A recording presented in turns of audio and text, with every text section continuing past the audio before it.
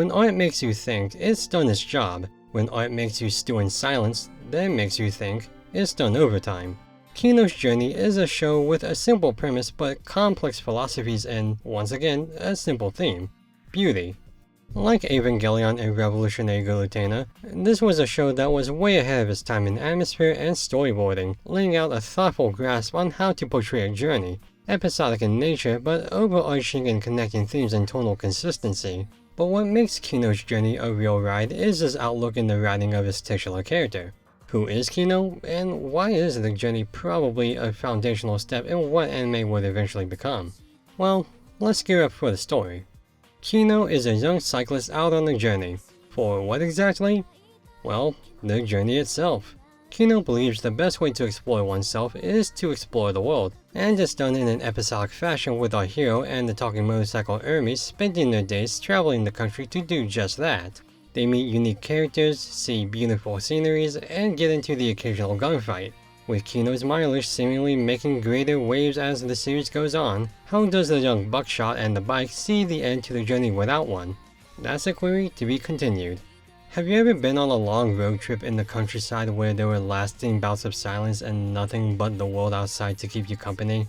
That's about the same feeling I get whenever I watch a show like this. Just a pensive time to be absorbed in your own head or environment as you move along to your destination. There's nothing restricting you, there's not much to be disturbed by, it's just a zen-like state you find yourself in. With Kino's Journey, you're a passenger on the road watching the world of Kino and the moments that follow.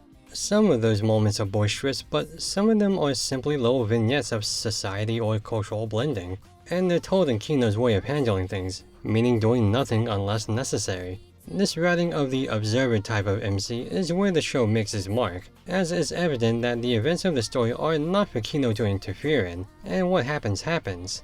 Additionally, Kino as a character is one of those that shouldn't work but surprisingly does. You'd think a stoic deadpan leading a show about reacting to the various ways of life would fall flat, but Kino makes it work by having a sharp attitude and outlook on the way society is. It's not uncaring, it's more a self-imposed restriction on meddling with the affairs of others, and there's even a time limit when visiting these villages and people. While the rule is arbitrary and is a better indicator of the show's pacing rather than as a tool of the plot, it's still a solid measuring tape for what the audience can expect. Kino's observations, and our own.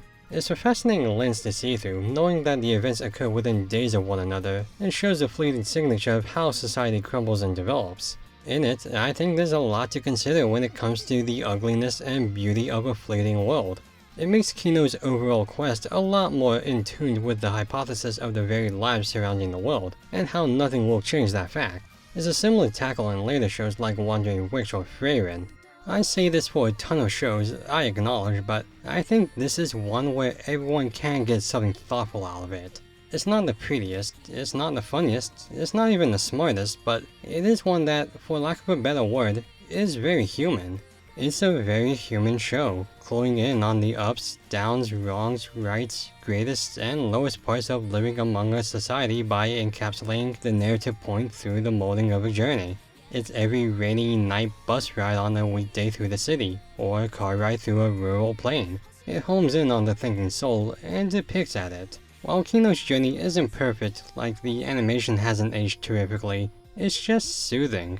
Maybe not soothing during certain moments or even episodes, but it does gradually get there in means of thoughtful storyboarding.